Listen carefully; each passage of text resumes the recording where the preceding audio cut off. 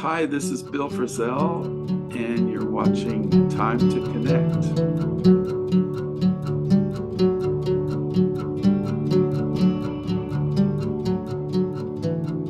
Hey, Bill Frisell, thank you so much for once again taking the time to connect. No, thank you. I'm so happy to see you again. It's good to see you. It's been almost 2 years. Last time we spoke was June of 2022. So much has transpired in that time. As usual, you've been busy, a lot of touring, and you put out several records. I want to mainly talk to you about the new double record you have coming out, Orchestras, which is just absolutely gorgeous.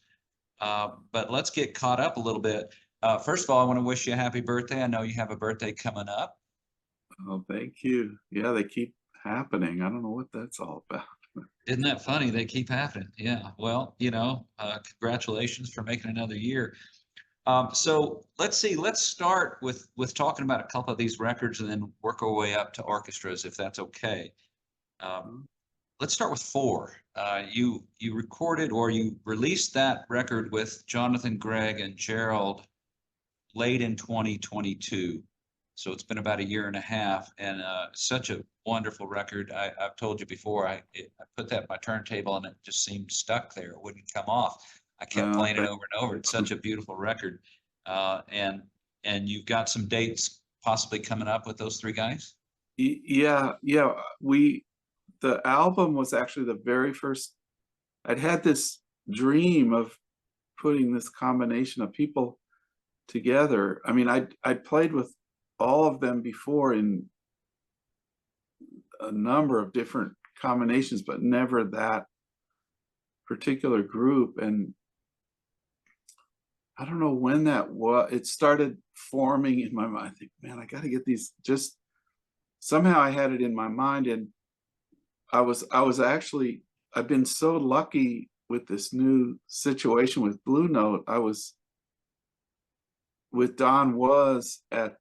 We went to see Ravi Coltrane at the Vanguard, and Jonathan's there, and I'm sitting with. I just sort of said it off the top of my head to Don. I've been thinking about this thing, and he was just. There wasn't even a hesitation. He said, "Man, you got to do it." So Yeah. so the very first time we played was the what is the album, and then since then it's it's been so exciting. It's always that way.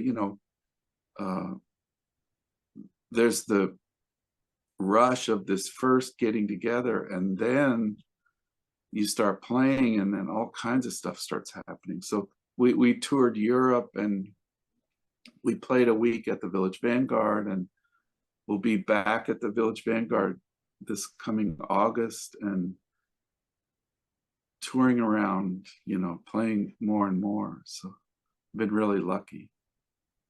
Yeah, fantastic. I look forward to that. I will definitely come to New York for that show. In fact, since we've talked, Bill, my oldest daughter has moved to New York.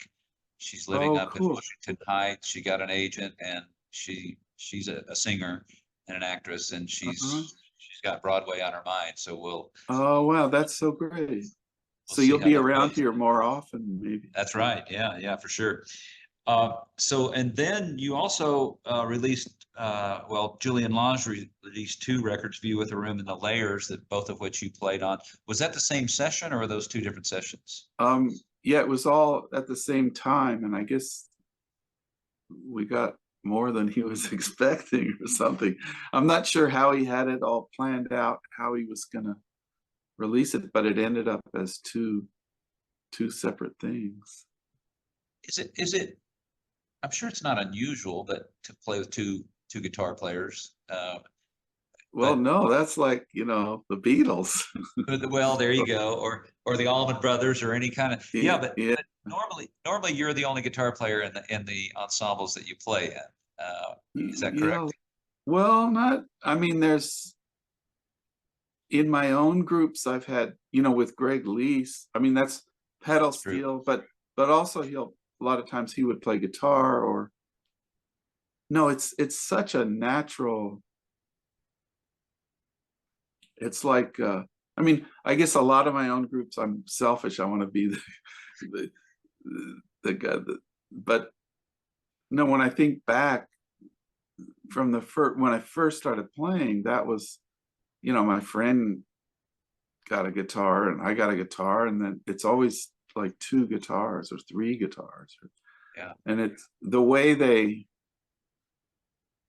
it's just such a natural way they integrate into each other. Yeah, Julian's so brilliant too. It's you guys sound Yeah. amazing together.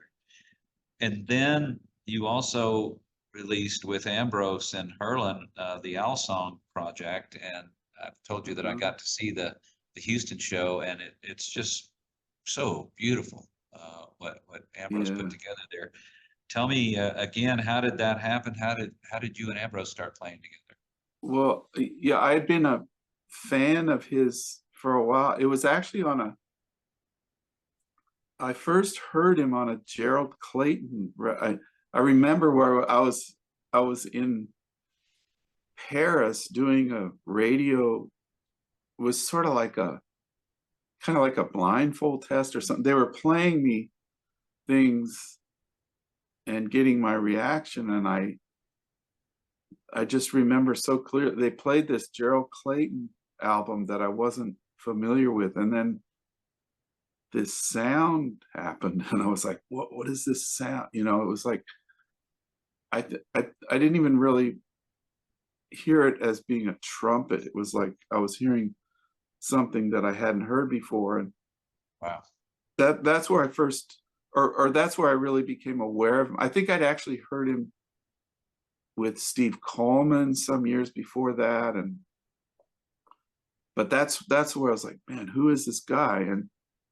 Um and then sometime later there was this tribute concert for Joni Mitchell at Massey Hall in Toronto, which is an amazing event where Brian Blade put the band together. It was this incredible cavalcade of not just, I mean, just the band, it's the house band, and then we backed up a lot of different singers, and Ambrose was on that, and that's where we really got to hang out, and that was the first time we officially played together. And then we'd go out to eat, and I felt like we really became friends on that at that meeting. And so sometime after that he asked me to play a duet concert with him in Montreal, and then I started asking him to do things and just kept going. And then this thing with Herlin was such a surprise for me. He said he got this idea, and we played at the SF Jazz, San Francisco Jazz place. There was, I can't remember if we played one night or two nights, and then when we went into the studio the next day, and he set this all up just on the faith that somehow this combination would work. And I just assumed that he had some long relationship with Herlin, like that went way back or something. And since but I found out halfway through the recording that he had never played with Herlin before. So he had this thing in his mind, and it was so beautiful. It was like the whole time, I think all three of us felt, I shouldn't speak for them, but no, I've talked to Ambrose about it, where you're in this sort of space where you don't really know where you are. I'm not sure what this is, what we're doing.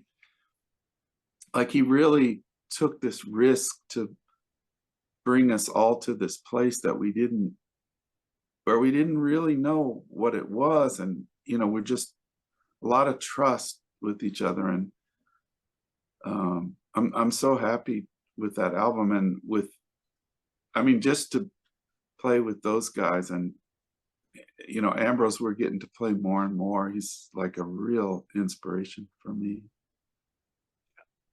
It's good that he's back. He kind of laid out for a little while. I don't know if it was during COVID or what it was, but I remember reading that he just didn't even play for a while, or at least didn't play out for a while, but then he came back. It's good to have him back. It was such a beautiful show that you guys did there in Houston. Well, let's get to orchestras. The new record. It's a collaboration with your old friend Michael Gibbs and two different orchestras. Brussels Philharmonic, almost a 60-piece, and then the other record is the Umbria Jazz Orchestra, 11-piece. Pretty big contrast there. How did you? I'm curious how you went about choosing the songs. There's 16 songs, although there's a few interesting repeats there. But I'm just curious what your process was for nailing down which songs those were going to be. Well, I guess between Mike and myself, and this is something I mean, I guess I should say, my relationship with him goes so far back. I mean, first hearing him, I first became aware of him it was the very first jazz concert I ever went to when I was a kid in high school. And I heard Gary, it was this Newport traveling show that came to Red Rocks outside of Denver, and it was Cannonball Adderley and Thelonious Monk and Dionne Warwick and Gary Burton's quartet. The reason I went in the first place was because I thought Wes Montgomery was supposed to play, who I had just discovered at this time, but he passed away right before the concert, and I went anyway, not knowing who any of these people were. And so I heard, I mean, the whole thing was just, my mind was exploding, so, and hearing Gary Burton's group, I was like, what is going on? This is like, it was like something I'd never heard at all, this whole new sound. And I started buying those records, and then I noticed, wait, there's this guy, it says Michael Gibbs. He wrote a lot of the music that they were playing, and he really had a lot to do with the architecture of what was going on, his sense of harmony and melody. And so that's where I became a fan of him. And then, fast forward a few years later, I'm getting more and more serious about music. I go to Boston to go to Berkeley, and by some miracle, I didn't even know, but he had just arrived there to teach. So I was like, man, it's like I won the lottery or something. I was going there more to get out of Denver and just shake things up, and to find him teaching there, it was just amazing. So that's where I actually met him and took all his classes. I started playing in his student band, and that's where our relationship started. That was like in the mid-70s. And then when I first moved to New York, he would call me for gigs there, and we just became closer and closer over all these years. And I guess the first time we did a project similar to this, boy, I'm so bad with the dates, but say 15 years ago with the BBC Symphony. That was the first sort of we did something together then, and then I've just wanted to try to, but it doesn't happen every day that you can get that kind of thing together. So this was like a really, again, things just sort of fell into place in an amazing way. Being able to do both of these things within, I guess the Umbria thing happened, and then this is also in the midst of the pandemic, so things were getting moved. Like, I think the Brussels thing might have gotten postponed at least once or twice, and from year to the next year, oh, we better wait till next time. So we were dealing with all that, and then, but the timing was just great that these two concerts sort of happened within a year. And then again, Blue Note was just, they've been so supportive of wherever I'm at whatever moment. Don has got my back there. So And we're I glad he forget what knows. your original question was now. Well, I, I was wondering how I've got a lot. oh, I just want to hear about orchestras. It's it's new. It's about to come out. I'm curious how you chose the songs. I mean, there's everything right. on there from Lush Life, the old Strayhorn number to. I'm so glad that you put Throughout on there because that's one of your older compositions that I always love. Yeah. That was it's such a beautiful thing with that orchestra. How did you choose those songs? The, I guess, I guess telling you that whole long story about with Mike, and he's so familiar with, he was really there from my whole, from when I was in school till now. He's really intimately involved with whatever I've done, and he's heard whatever songs I've written or whatever. That's what's also amazing about, he really spends a lot of time, like when I was even back in school, he would come to gigs, like I'd have a gig in a little bar or something, and he's always hanging out and listening to what the musicians are doing. So it was just a process of, he knew a lot of what I had played, and he had heard me play Lush Life with Thomas. And that's the other thing he does, which is incredible. I think he actually used some of, like, he'll take he's so closely attached to what we play. Like, I think on his arrangement of Lush Life, he was actually using some things that I had played when I was just playing a duet with Thomas or something, and then he would orchestrate that, or it's amazing how he hears everything. He's hearing is somehow attached to what, it's like he's hearing this rainbow of overtones above what it is I'm playing. And so it's so it just feels like it's a part of what we're playing. And there's no, for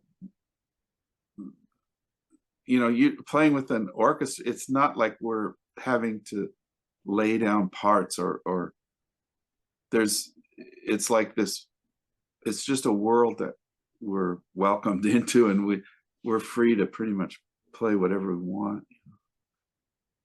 And I have to say also, like, the way it felt, we really, well, the Umbria concert is more, it's a smaller group, so it's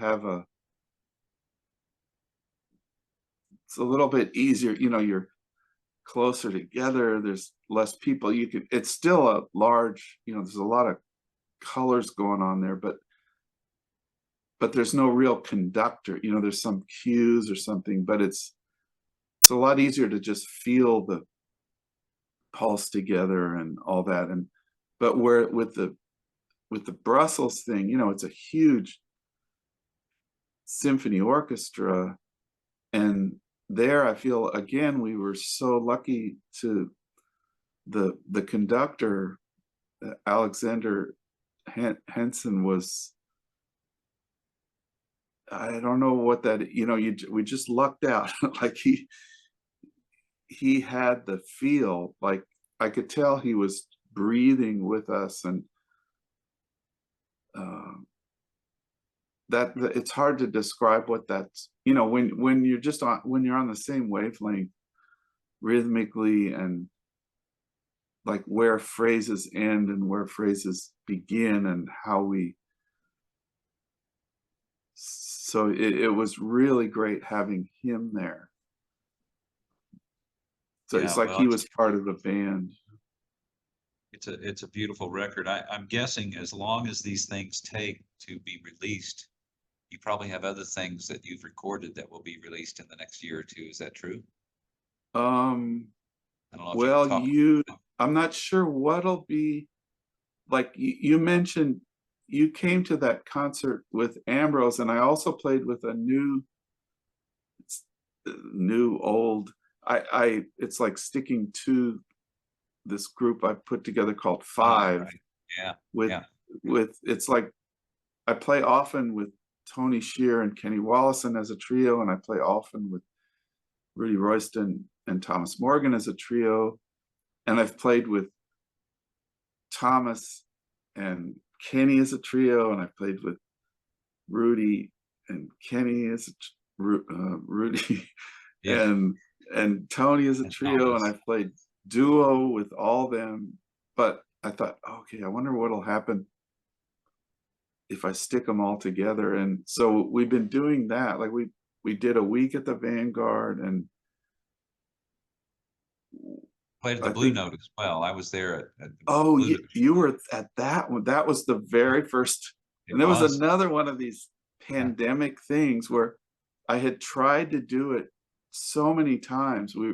We had planned over the last few years something would happen, either some world situation, or yeah, one time I got COVID right before the gig, and so we couldn't do the. But what you heard at the Blue Note, that was our very first attempt, and then